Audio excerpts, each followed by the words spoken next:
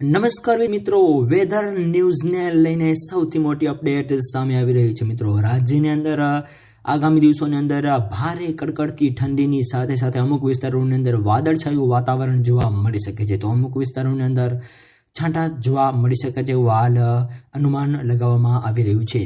તો મિત્રો બીજી બાજુ આપણે દક્ષિણ ભારતના વિસ્તારોની વાત કરીએ તો ભારે પવન ફૂંકાવાની સાથે સાથે અમુક વિસ્તારોની અંદર વરસાદ પણ જોવા મળી રહ્યું છે.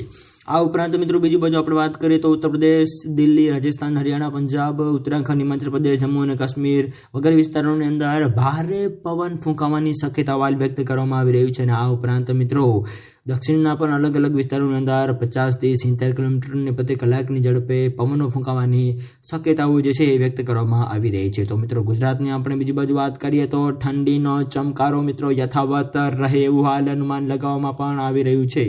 તો મિત્રો બીજી બાજુ આપણે જો ઠંડીની વાત કરીએ તો ઠંડીની અંદર પણ ઓછે વત્તે અંશે વધારો ઘટાડો પણ જોવા મળી રહ્યો છે. અને મિત્રો હાલની આપણે વાત કરીએ તો ઠંડી જે છે એ વેસ્ટર્ન ડિસ્ટર્બન્સના કારણે એક્ટિવ થઈ રહી છે. અને મિત્રો અમુક વિસ્તારોની અંદર વાદળછાયું વાતાવરણ પણ જોવા મળી શકે છે. તો મિત્રો બીજી બાજુ આપણે વાત કરીએ તો રાજ્યની અંદર અલગ અલગ વિસ્તારોની અંદર ઠંડીની તીવ્રતામાં પણ વધારો જોવા મળી રહ્યો છે. તેમજ અમુક વિસ્તારોની અંદર કાતિલ ઠંડી પણ જોવા મળી રહી છે. તો મિત્રો વિડીયો ગમે તો વિડીયોને લાઇક કરો, શેર કરો, કમેન્ટ કરો અને મિત્રો આવો સાથ અને સહકાર પણ આપતા રહેજો. તો મિત્રો આપ સૌનો ખૂબ ખૂબ આભાર.